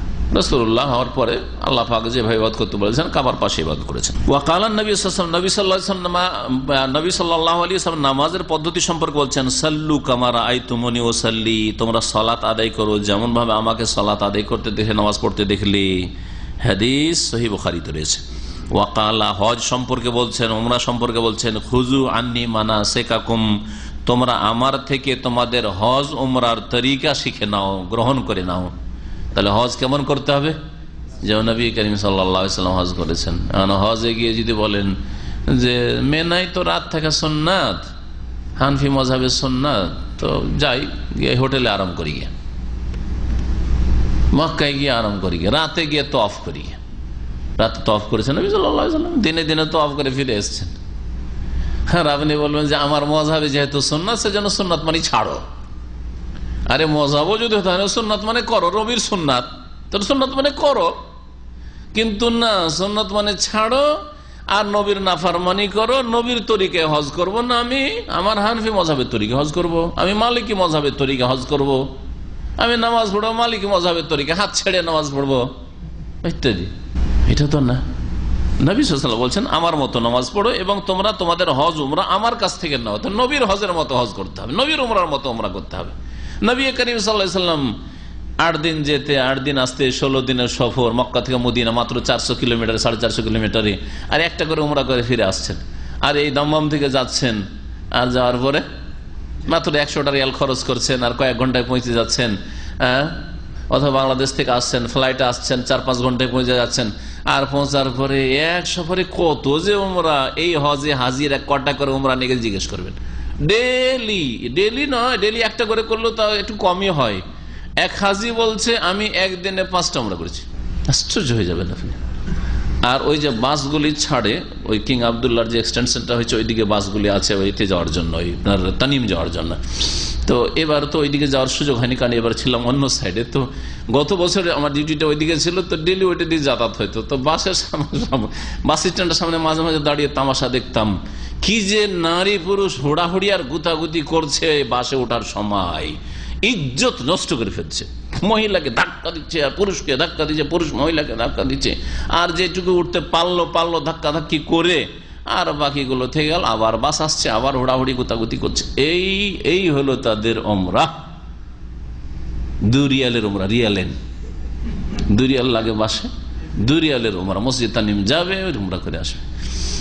কয়েক বছর আগে আমার বাসে এক বাংলাদেশের ছেলে গেছে, তো তারপরে ফিরে আসছে, আসার পর এই বাসে আমি উঠেছি। তো বলছে যে হুজুর, যারা আমাদের খাস ছাত্র তারা হুজুর বলে, একটু দূরের লোক হলে হুজুর বলে, আর যারা ছাত্র হয়ে গেছে তারা বুঝে যে না হুজুর বলা পছন্দনীয় নয়, তখন শেখ বলে হয়তো। বলছে হুজুর, আমি জিজ্ঞাসাই করলাম দেখি একটু কটা উমরা করলেন? হুজুর 5টা উমরা করেছি। মাত্র কয় ঘন্টা, সকাল 9টায় গিয়ে নামে, সকাল 9টায় গিয়ে নামে, আর উমরা করতে করতে তো 12টা বাজে। তো জোহর হয়ে গেল। জোহর পর থেকে নিয়ে সময় পায় কতটুকু? মাগরিব পর্যন্ত বা এশা পর্যন্ত। এশা পরে তো দৌড় দিতে হয় বাসের কাছে, এইটুকু সময় শুধু, তাই না? মক্কা মদিনার বাস যেগুলো, আর সেই বাসে বলছে ওই কয়েক ঘন্টার মধ্যে সুবহানাল্লাহ, প্রথম উমরাতেই তো 3-12টা হয়েছে, তাই জোহর হয়েছে। তাহলে জোহর পর গেছে ওইদিকে মসজিদে আয়েশা, 5টা উমরা করেছে। এক আজব কেরামতি। আমি তো মনে করি কেরামতি, এই বিদাতের কেরামতি, বিদাতের কেরামতি। আমাদের তো শরীর চলবে না যে একদিনে এই কয়েক ঘন্টা 4-5 ঘন্টার মধ্যে 5টা আমরা করবো, আর তাও বিদাত করার জন্য। কারণ বিদাত জানি, যার ফলে ওতে আগ্রহ নেই। মানুষ যখন আবেগে থাকে আর কোনো কিছুর আগ্রহে থাকে, তখন আর শরীরের কি অবস্থা ওইদিকে খেয়াল থাকে না। আসলে সেই ব্যাপারটা তখন এইরকম বিদাতি কেরামতি হইতে থাকে। বুঝতে পারছি, বেদাতি কেরামতি হইতে থাকে এরকম। নবী করিম সাল্লাল্লাহু আলাইহি ওয়াসাল্লাম তার মতো হজ করতে বলেছেন, উমরা করতে বলেছেন। ওয়াকাল, আর বলেছেন, মান আমিলা আমালান লাইসা আলাইহি আমরুনা ফাহুয়া রাদ্দুন, যারা এমন কোন আমল করবে, লাইসা আলাইহি আমরুনা, যার ওপর আমার আদর্শ নেই বা নির্দেশ নেই, মানে আমার আদর্শ অনুযায়ী ওই আমলগুলি হলো না, যে কোনো আমল হোক, নামাজের আমল হোক, রোজার আমল হোক, হজের আমল হোক, উমরায় হোক, জিকির আজকার, এই যে জিকির সবগুলি বিদাতি জিকির। আমাদের দেশের মানুষ দুই ভাগে বিভক্ত জিকিরের ক্ষেত্রে। একদল জিকির করে বিদাতি জিকির ঢালাহারে, কোনো না কোনো বিদাত আছে তাদের জিকিরে, ওজিফাতে। আর এক দল আছে জিকির করেন না তো কিছুই করে না, জিকির বিহীন। আর হক হচ্ছে এই দুইয়ের মাঝখানে, জিকির বিহীন থাকা আল্লাহ থেকে গাফিল হয়ে যাওয়া, আর বেদাতি জিকির করা আল্লাহ থেকে দূরে হয়ে যাওয়া, আল্লাহ থেকে আল্লাহর নাফরমানি করে, রাসূলের নাফরমানি করে দূরে হয়ে যাওয়া। এই দুইয়ের মাঝখানে হচ্ছে হক, জিকির করতে হবে উযকুরুল্লাহ যিকরান কাসীরা, আর জিকির যেহেতু ইবাদত, আর ইবাদত করতে হবে রাসূলের তরিকায়। রাসূল সাল্লাল্লাহু আলাইহি ওয়াসাল্লাম যেভাবে জিকির করে সেভাবে জিকির করতে হবে, পূর্ণাঙ্গ বাক্য দিয়ে জিকির করতে হবে, অসম্পূর্ণ কথা দিয়ে নয়, আল্লাহু দিয়ে নয়, ইল্লাল্লাহ দিয়ে না, হুয়া দিয়ে নয়, আর এই হাই হুই করে নয়। আর তারপরে আপনার কি বলছে, মজলিসের মাহফিলের সম্মিলিত জিকির নয়, যে একটু মহব্বতের সাথে জিকির করুন আর জিকির ধরাই দিলেন, হ্যাঁ, দুরূদ ধরিয়ে দিলেন, জিকির ধরিয়ে দিলেন, এদিকে চা খাচ্ছেন, আর তারপর অসম্পূর্ণ শিরকি জিকির আপনি করে দিয়ে বক্তা সাহেব জিকির করে কেমন জানেন? বলেন মহব্বতের সাথে লা ইলাহা ইল্লাল্লাহ, আপনারা বলবেন কোথায় ইল্লাল্লাহ বলে? ও বক্তা নাস্তিক, বক্তা ইল্লাল্লাহ বলে না, কথাতে নাস্তিক। সে তার মগজে কি আছে সেটা আলাদা বিষয়, কিন্তু কথা ভালো করে বক্তব্যগুলো দুই একটা শুনে দেখবেন। আমি শুনেছি, কারণ আমাকে যখন এরকম কেউ বললো যে এরকম ইল্লাল্লাহ বলে না, লা ইলাহা বলে থেমে যায়, তো একটু শুনি তো কনফার্ম হওয়ার জন্য শুনতে, লা বলুন মহব্বতের সাথে একটু লা ইলাহা, এই লা ইলাহা একটু সুর করে, আমার তো অত সুর হয় না, আবার ওসব করে তো অভ্যাসও নাই। তো কথা হচ্ছে যে এই লা ইলাহা বলে ও নাস্তিক হয়ে থেকে গেল, এলাহ নেই। লা ইলাহা মানে কি? এলাহ নেই। তোমাদের আছে, তোমরা ইল্লাল্লাহ বলো। দুরূদ পড়ে ওই রকমই, আল্লাহুম্মা সাল্লি আলা, সাল্লি আলা মানে কি? আল্লাহুম্মা, হে আল্লাহ, সাল্লি মানে রহমত নাজিল করো, আলা ওপরে, হ্যাঁ আছে কারো উপরে? ভালো করে শুনে দেখবেন, সাল্লি আল্লাহর পর আর কিছু পড়ে না বক্তা, তারপর ও চা পানি করে, জি না, হ্যাঁ বসে থাকে, একটু চিন্তা ভাবনা করে, আর এরপরে কি বলবো সব চিন্তা করে। জি হ্যাঁ, জাহেল সমাজের জাহেল বক্তা, জি জাহেল সমাজের জাহেল বক্তা। আল্লাহ পাক হেদায়েত দান করেন আর জনসাধারণকে ইসলাম শিখার তৌফিক দান করেন। নবী সাল্লাল্লাহু আলাইহি ওয়াসাল্লাম বলেছেন আরো, মান রাগিবা আন সুন্নাহ, হ্যাঁ কি বললেন? নবীর আদর্শ মোতাবেক যদি আমল না হয় তাহলে ফাহুয়া রাদ্দুন, সেটা হচ্ছে প্রত্যাখ্যাত, মারদুদুন। ওয়াকালা, আরো নবী সাল্লাল্লাহু আলাইহি ওয়াসাল্লাম বলছে, এই হাদিসটি যে মান আমিলা আমালান, সেই হাদিসটি রয়েছে বুখারী মুসলিমে রয়েছে। আর তারপর হাদিস হচ্ছে, মান রাগিবা আন সুন্নতি ফালাইসা মিন্নি, যেই ব্যক্তি আমার আদর্শ থেকে বিমুখ হলো সে আমার দলভুক্ত নয়। এই হাদিসটি সহিহ বুখারী মুসলিমে রয়েছে। আর খুযু আন্নী মানাসিকাকুম, আমার থেকে তোমরা হজ উমরার তরিকা শিখে নাও, এই হাদিসটি সহিহ মুসলিমে রয়েছে। ইলা গায়রি যালিক মিনান নুসুস, এছাড়াও বহু হাদিস রয়েছে, আল্লাতী ফিহাল আমরু বিল ইক্তিদাই বিহি ওয়ান নাহয়ি আন মুখালাফাতিহি, যে হাদিসগুলিতে নবী করিম সাল্লাল্লাহু আলাইহি ওয়াসাল্লামের অনুসরণের নির্দেশ দেওয়া হয়েছে এবং তার বিরোধিতা করতে নিষেধ করা হয়েছে। আল্লাহ পাক রব্বুল আলামিন যেন নবী করিম সাল্লাল্লাহু আলাইহি ওয়াসাল্লামের আদেশ নিষেধ মেনে চলার তৌফিক দান করেন, তার সত্যিকার আনুগত্য করার তৌফিক দান করেন, যেভাবে আল্লাহ পাক তার আনুগত্য পছন্দ করেন সেইভাবে তাকে মানার তৌফিক দান করেন। আল্লাহ পাক তাঁর রাসূলের যেন অনুসরণের তৌফিক দান করেন, যেইভাবে রাসূলুল্লাহ সাল্লাল্লাহু আলাইহি ওয়াসাল্লাম অনুসরণ আল্লাহ পাক ফরজ করেছেন সেইভাবে আল্লাহ পাক আদায় করার তৌফিক দান করেন। আল্লাহ পাক নবী করিম সাল্লাল্লাহু আলাইহি ওয়াসাল্লামের তরিকায় আমাদের হায়াত কাটাবার তৌফিক দান করেন এবং তার উপরে আমাদেরকে যেন মওত দান করেন, আর তার উপরে আমাদেরকে হাসরে ওঠার তৌফিক দান করেন। নবী করিম সাল্লাল্লাহু আলাইহি ওয়াসাল্লামের শাফাত আল্লাহ পাক যেন আমাদেরকে দান করেন। নবী করিম সাল্লাল্লাহু আলাইহি ওয়াসাল্লামের সাথে আমাদেরকে জান্নাতুল ফিরদৌসে আল্লাহ পাক যেন জায়গা দান করেন। ওয়াসাল্লাল্লাহু আলা নবিয়িনা মুহাম্মদ ওয়া আলা আলিহি ওয়া সাহবিহি আজমাইন। গুরুত্বপূর্ণ প্রশ্ন বলছে যে কোন এক মেয়ে যদি ইসলাম গ্রহণ করে, অমুসলিম মেয়ে ইসলাম গ্রহণ করে, তাহলে ওই মেয়ের বিবাহ দেওয়ার সময় বা মহিলার বিবাহ দেওয়ার সময় কি তার কাফের অমুসলিম ওলি যে অভিভাবক রয়েছে, তার বাপ যদি বেঁচে থাকে, বাপ অন্য কেউ নয়, তার অনুমতি আবশ্যক হবে, কারণ বিনা ওলিতে বিবাহ হয় না। ওলির সংজ্ঞা আপনাকে জানতে হবে। ওলি মানে শুধু অভিভাবক না, ওলি মানে ওলায়েতের জন্য প্রথম শর্ত হচ্ছে তাকে মুসলিম হইতে হবে, তাকে মুসলিম হইতে হবে, আর ঈমান ভঙ্গকারী কোনো কিছু তার মধ্যে যেন না থাকে। সুতরাং আজকালকার বর্তমান যুগের প্রত্যেক মুসলিমও ওলি হওয়ার যোগ্যতা রাখে না, কারণ অনেক মুসলিম আছে যারা নাস্তিক, অনেক মুসলিম আছে যারা মুনাফিক, অন্তর আকীদার মুনাফিক, অনেক মুসলিম আছে যারা কমিউনিস্ট, অনেক মুসলিম আছে যারা কবর মাজার পূজারী, এরা ওলি হওয়ার যোগ্যতাই রাখে না। একজন মুশরিক কবর পূজারী তার মেয়ের বিবাহ দিতে পারে না। ওই রকমই একজন বেনামাজি সঠিক মতে বেনামাজিও মুসলিম নয়। সুতরাং একজন বেনামাজি নামাজি মেয়ের জন্য ওলি হইতে পারে না।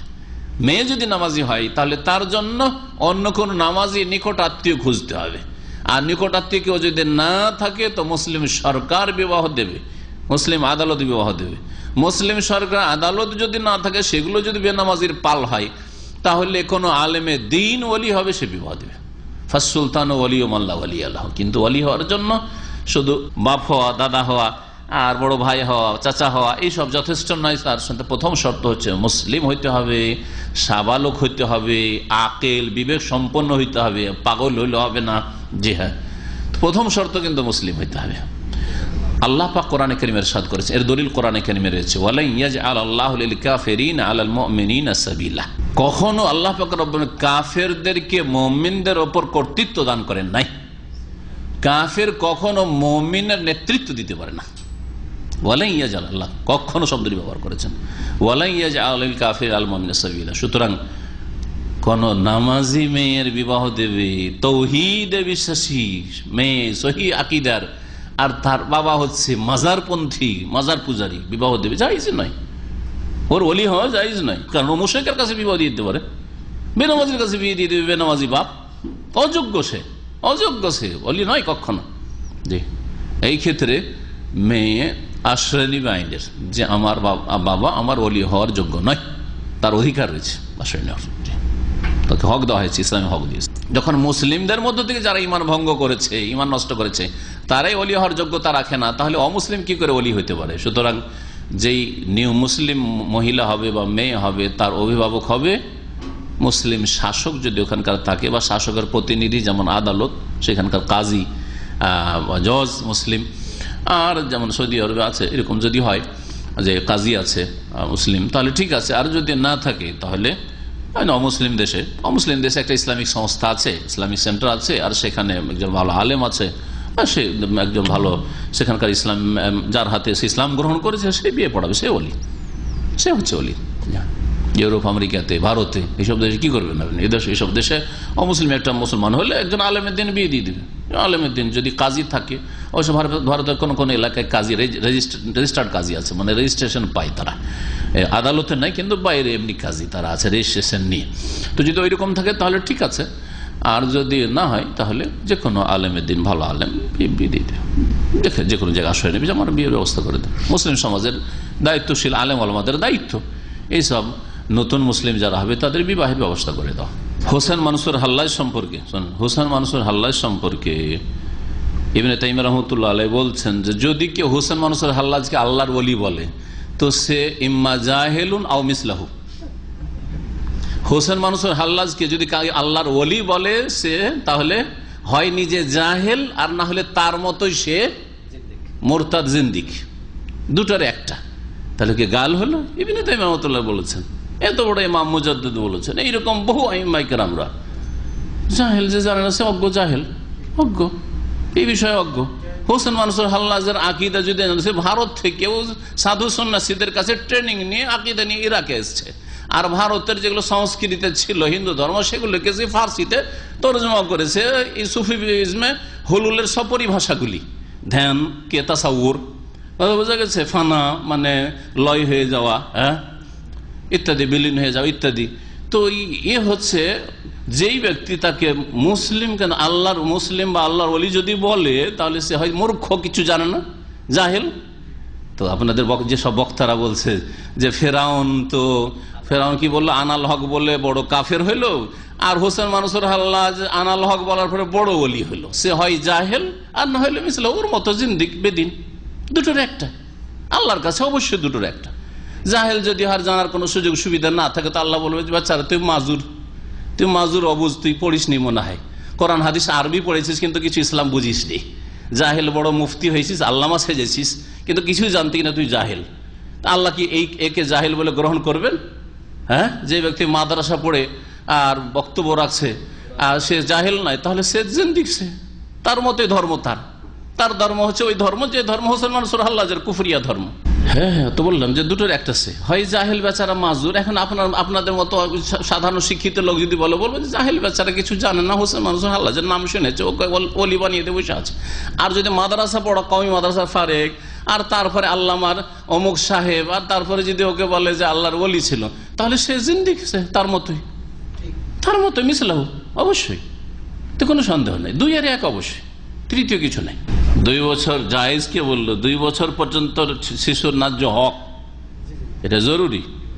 শিশুকে যদি না দেয় তো ভুল করবে। 2 বছর নাজায়েজের দলিল কোথায়? যারা নাজায়েজ বলছে ওদের কাছে দলিল চাইব। আসল হচ্ছে যে দুধ হালাল জিনিস, দুধ হচ্ছে হালাল জিনিস। আচ্ছা, যার দুধ সেই যদি খেয়ে নেয়, আপনাদের প্রশ্ন করছি, ওই মহিলা যদি নিজের দুধটা একটু চিপে খেয়ে নাই তো ফতোয়া কি হবে? হারাম খেলো? সুদ খাওয়ার মতো, ঘুষ খাওয়ার মতো, না কুকুর খাওয়ার মতো, বিড়াল খাওয়ার মতো হারাম খেলো, সারা মদের মতো হারাম খেলো, না বিড়ি খাওয়ার মতো হারাম খেলো? বলেন, হয় হালাল বলেন না হারাম বলেন। হারাম বললে দলিল চাইবো। হ্যাঁ, তো ওর জন্য যদি নিজের দুধ নিজে খেয়ে নেওয়া যদি কখনো খেয়ে নাই তো জায়েজ যদি হয়, আসল হচ্ছে হালাল। মুআমালাতের ক্ষেত্রে আসল হচ্ছে যে হালাল যতক্ষণ হারামের দলিল না আছে, এটা কায়দা মনে রাখেন, উসুলে ফিকহের কায়দা। মুআমালাতের ক্ষেত্রে আসল হচ্ছে যে দুনিয়ার সবকিছু হালাল যতক্ষণ প্রমাণ না করতে পারবেন হারাম। আর এবাদতের ক্ষেত্রে তৌকিফ, আসল হচ্ছে যে এবাদত করাই যাবে না যতক্ষণ নবী থেকে প্রমাণ না করতে পারবেন যে এবাদত এরকম নবী করেছেন। এবাদত আর মামলাতে এই পার্থক্য।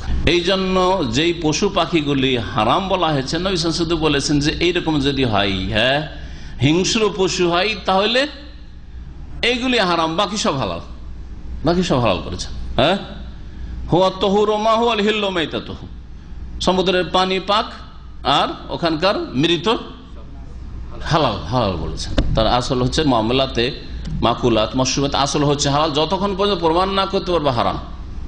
মাদক দ্রব্য বা যেগুলি শরীর স্বাস্থ্যের ক্ষতি করে সেগুলি খাবায়েসে ফেলে তখন সেগুলিকে হারাম করতে হবে, না হলে হারাম করার কোনো উপায় নেই আপনার কাছে। যতক্ষণ আপনি খাবায়েসের মধ্যে না ফেলতে পারছেন ততক্ষণ হারাম না। দুধটা কি নোংরা খাবায়েস? তাতে স্বাস্থ্যের ক্ষতি হবে দুধটা খেয়ে নিলে। ওই মহিলা নিজের যদি দুধ খেয়ে নেয় তো, অথবা আর কারোর ক্ষতি হবে, অথবা আর কিছু হবে যেটাতে ক্ষতি আছে, দিনের ক্ষতি হবে, প্রমাণ করতে হবে। তাহলে বোঝা গেল মুআমালাতে আসল হচ্ছে হালাল। সুতরাং 2 বছরের পরে বাচ্চা যদি দুধ খায় তো জায়েজ রয়েছে। হ্যাঁ, যতদিন খাওয়াইতে পারে, কোনো বাধা নিষেধ নেই। আমার কাছে এমন কোনো দলিল জানার নেই বাধা নিষেধের। যে বলবে তাকে বলবেন যে কতদিন পরে স্টপ করবে। স্বামীর বসে ডাক্তার যদি বলে তো ঠিক আছে, শরীয়তে নেই, কোরআন হাদিসে নেই। ডাক্তার যদি বলে যে স্বামীর মুখে গেলে বাচ্চা মারা যায়, ডাক্তার বলবে না, এরকম ডাক্তারই নেই, মেডিকেল সায়েন্স। প্রশ্ন ছিল যে 2 বছর দুধ যে বাচ্চাদের খাওয়ার কথা রয়েছে কোরআনে কারিমে, সেটা হচ্ছে ন্যায্য অধিকার, এতে কম করতে পারবেন না। স্বামী স্ত্রীতে যদি তালাক হয়ে যায়, ঝগড়া বাঁধে, স্বামী বলছে আমার ছেলে আমি কেড়ে নিয়ে যাব, খেতে দেবো না, অথচ বাচ্চা এখন 1 বছরের, তাহলে এইখানে মায়ের অধিকার রয়েছে বাচ্চা তার কাছ থেকে কেড়ে নেওয়ার। গায়ের জোরে কাটতে না পারে, সরকারের জোরে কাটবে, ক্ষমতার জোরে কাটবে, বোঝা গেছে, আইনের জোরে কাটবে। আচ্ছা, মহিলা যদি বলে যে তুমি আমাকে তালাক দেওয়া, তোমার বাচ্চাকে আমি দুধ খাওয়াবো না, যাও যাও, তোমার 1 বছর 6 মাসের বাচ্চা তুমি নিয়ে যাও। অথবা প্রেম করে পালাচ্ছে, অনেক মহিলা এরকম পালাচ্ছে, 1 বছর 6 মাসের বাচ্চা ছেড়ে দিল একবার টান। তো এরকম যদি হয়, বলছে না না না ওই সব বাচ্চা দুধ খাওয়াইতে পারবো না, তোর বাপকে খাওয়াইতে হবে। দেশি ভাষায় কথা বলে একটু, মাঝে মাঝে আব্দুর রাসূল সাহেব দেশি ভাষায় কথা বলে, আমাদের আঞ্চলিক ভাষায় দুধ খাওয়াইতে হবে, দুধ খাওয়াইতে হবে মোট কথা। জি, এগুলো হচ্ছে যখন খুসুমাত, যখন বিবাদ দেখা দিবে, তখন বিবাদের নিষ্পত্তির জন্য 2 বছর বাধ্য করা যাবে। 2 বছর স্বামীকে বাধ্য করা যাবে তুই বাচ্চা দিয়ে যা, 2 বছর মহিলাকে বাধ্য করা যাবে তুই দুধ খাওয়া, বোঝা গেছে। 2 বছর আর বাধ্য করতে পারবে, 2 বছর পরে কাউকে বাধ্য করতে পারবে। ধোকাবাজ গ্রামার কোথাও এরকম ইল্লাল্লাহ কোথাও নেই। যদি আয়াত ইল্লাল্লাযিনা আমানু থাকে তার আগে আছে মুস্তাসনা মিনহু আছে, আর ও ধোকাবাজ এখানে করে মনে মনে আমি নিয়ত করে নেব। তারপরে এই ইবাদত, এবাদত নবী করেছেন এরকম এবাদত হচ্ছে তাও নবীর তরিকা ইবাদত করতে হবে। কোথায় তো বড় জোর এবাদত বিদাত, তো বিদাত হওয়াটা কম হইলো নাকি? হ্যাঁ, বিদাত মানে তো গুমরাহি, গুমরাহি মানে তো জাহান্নামে যেতে হবে। নবীর তরিকা ইবাদত পছন্দ না, তাদের জিকির পছন্দ না, জাহান্নামে যেতে হবে।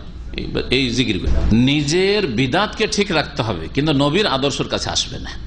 এর জন্য কত টানা হেঁচড়া করে গ্রামারে এরকম, কোথাও গ্রামে এরকম না যেখানে আছে তার আগে কিছু উজ্জ্ব আছে, আর এখানে তোমার কিসের উজ্জ্ব আছে? যেখানে নবী সাল্লাল্লাহু আলাইহি ওয়াসাল্লাম এরকম পূর্ণাঙ্গ বাক্য শিখিয়ে দিয়েছেন।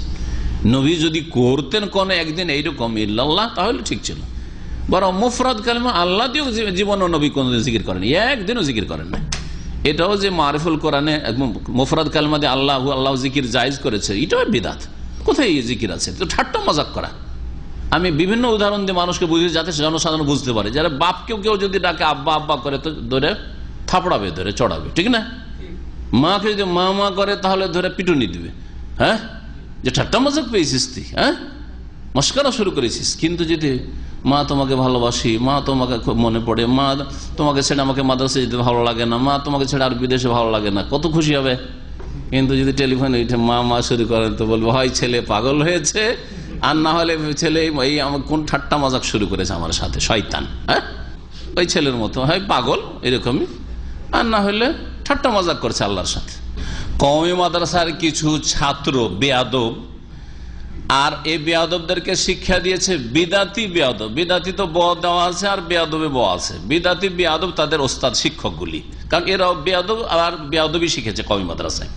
এরা শিখিয়েছে ঠাট্টা মজাক করা ইসলাম নিয়ে। নামাজ পড়ছে আর সেই নামাজে পাকে দূরে করে রেখে দাঁড়াচ্ছে। আমি তাদেরকে বলবো যে তোমাদের মজহাবে আছে যে দুই পায়ের মাঝখানে মাত্র 1 বিঘত হবে অথবা 4 আঙ্গুল হবে, এর দলিল একটা হাদিস দাও তো। কিয়ামত পর্যন্ত, কিয়ামত পর্যন্ত সময় থাকলো এই মজহাবধারীদের যে 2 পায়ের মাঝখানে শুধু এতটুকু ফাঁক রাখা চলবে, আর এর বেশি চলবে না। এর একটা হাদিস চাই, নিয়ে আসুক, কোথা থেকে নিয়ে আসছে। সুতরাং কারো শরীর মোটা হয়, তো যদি 1 বিঘতের জায়গায় আর একটু বেশি ফাঁক করে, কোনো অসুবিধার কথা নাই। এই ক্ষেত্রে কোনো বাধা ধরা এরকম কোনো পরিমাণ নেই যে এতটা পরিমাণ শুধু ফাঁক রাখতে পারবেন বা 2 পাকে একবারে মিলিয়ে রাখতে হবে, কোথাও এর প্রমাণ নেই। এগুলি মন গড়া কথা ফোকাহাদের, যে 1 বিঘত অথবা 4 আঙ্গুল বা কিছু 2 পায়ের মাঝখানে, কোনো হাদিস নেই সম্পর্কে। 2 নম্বর কথা, তারপরে মজাক কি নিয়ে করছে যে খুতবা যেহেতু আহলে হাদিসরা বাংলায় পড়ে, সেই জন্য আহলে হাদিসদের নামাজ নিয়ে মজাক করছে। প্রথম কথা নামাজ নিয়ে মজাক, তারা তখন আজান দিচ্ছে বাংলায়। এই বিদাতীদেরকে বলবো যে তোমাদের ধর্মে, তোমাদের হানাফি ফিকাতে, নুরুল আনোয়ারে আর সমস্ত ফিকার কিতাবগুলিতে আছে যে ইমাম আবু হানিফার কাছে সূরা ফাতিহাও ফার্সিতে জায়েজ, আর তকবীরে তাহরিমা এগুলো ফার্সি, যতগুলি তকবীর আছে নামাজের ভিতরে সবগুলি ফার্সিতে জায়েজ। আরে নামাজের ভিতরে তোমাদের মজহাবে জায়েজ, তোমাদের মজহাবে নামের কাছে। আমাদের কাছে তো নামাজের বাইরে শুধু খুতবাটা অন্য ভাষায় জায়েজ। তাহলে তোমাদের ধর্ম নিয়ে তোমরা ঠাট্টা করছো, তোমাদের মজহাব নিয়ে তোমরা ঠাট্টা করছো, তোমাদের ইমাম সাহেবকে নিয়ে ঠাট্টা করছো। কারণ আবু হানিফা রহমতুল্লাহের কাছে আল্লাহ বুজুর্গ বার তার আস্ত, আল্লাহ আকবার না বলে বলা জায়েজ, কেউ অস্বীকার করতে পারবে না। আসুক কেউ অস্বীকার করার মতো কোনো মৌলবী থাকলে আসুক, তাদের কেউ আল্লাহ আকবার না বলে যদি আল্লাহ বুজুর্গ বার তার আস্ত তাকবীর তাহরিমা করলেন, আর তারপর রুকুতে গেলেন আল্লাহ বুজুর্গ বার তার আস্ত, হ্যাঁ, আর তারপরে সেজদায় গেলেন আল্লাহ বুজুর্গ বার তার আস্ত, সেজদা থেকে উঠলেন, যতগুলি তাকবীর সবগুলি যে আল্লাহ বুজুর্গ বার তার আস্ত ফার্সিতে বলেন, তাহলে আবু হানিফার কাছে নামাজ জায়েজ হয়ে যায়। সূরা ফাতিহা শুরু থেকে শেষ পর্যন্ত বিসমিল্লাহির রহমানির রহিম থেকে ওয়ালাদ-দালিন পর্যন্ত যদি ফার্সি ভাষায় পড়েন, ইউজাউযুল ইমামু আল কিরাআতা বিল লুগাতিল ফারসিয়াত, নুরুল আনোয়ারে ইবারত আছে। আমি পড়েছি এবং পড়িয়েছি এসব কিতাব শিক্ষকতার যুগে। কোথায় যাবেন? এগুলো তো মূর্খ লোকদের চোখে ধুলা ছেটানোর জন্য অন্যদেরকে নিয়ে ঠাট্টা মজাক করা, নিজেদেরকে নিয়ে ঠাট্টা মজাক করা হচ্ছে। আমারও তো নামাজের বাইরে খুতবাকে বাংলা ভাষা বা অন্য ভাষায় জায়েজ করেছি, আর এটাই হচ্ছে হক। কারণ খুতবা মানে অ্যাড্রেস করা, সম্বোধন করা।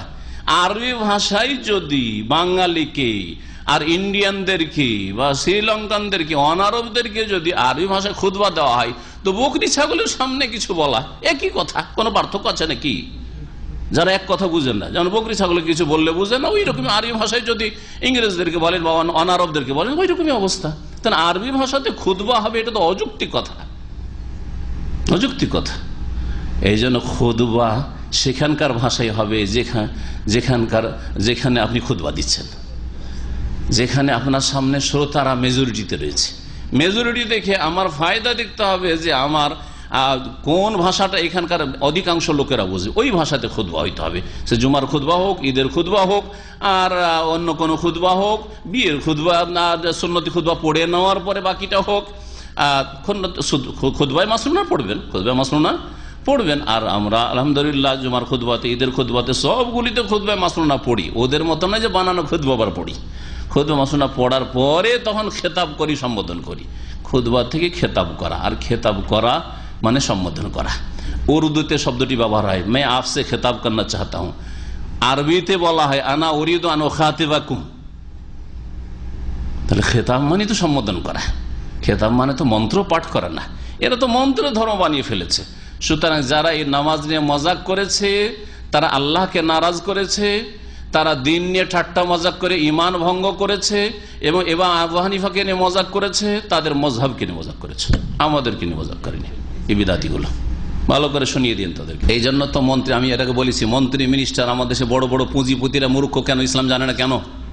এই জন্য তারা জুমাটা পড়তে আসে। যদি আমরা বিষয়ভিত্তিক জুমার খুতবাগুলো শুনিয়ে দিতাম বাংলায়, অনেক মাসলা মাসাইল মন্ত্রী মিনিস্টাররা জানতে পারতো, আর পুঁজিপতিরা জানতে পারতো। আর আলহামদুলিল্লাহ আমাদের এই জন্য আমাদের সহি আকিদার ভাইদের মসজিদে যারা নামাজ পড়ে, ডাক্তার, ইঞ্জিনিয়ার, মন্ত্রী মিনিস্টার নামাজ পড়লে ইসলাম জানতে পারে। সৌদি আরবে দেখেন তো, মন্ত্রী মিনিস্টার হলে ইসলাম সম্পর্কে যথেষ্ট জ্ঞান রাখে। কেন? কারণ তারা শোনে, তাদের নিজের ভাষায় খুতবা শুনছে। ওয়াজ মাহফিল শোনার জন্য আসবে না। কোনো মসজিদে দর্শ হলেও মন্ত্রী মিনিস্টার কখনো আসবে না। আসতে পারবে? সিকিউরিটি লাগবে তার জন্য। বড় বড় পুঁজিপতি পয়সা ছেড়ে, ব্যবসা ছেড়ে আসবে না, কিন্তু জুমা পড়তে আসবে, ঈদ পড়তে আসবেই। এই খুতবাগুলি বাংলাতে হইতে হবে বাঙালিদের জন্য, তাহলে ফায়দা হবে, তাহলে জাতিকে অজ্ঞতা থেকে মুক্ত করা যাবে। আল্লাহ পাক বুঝার তৌফিক দান।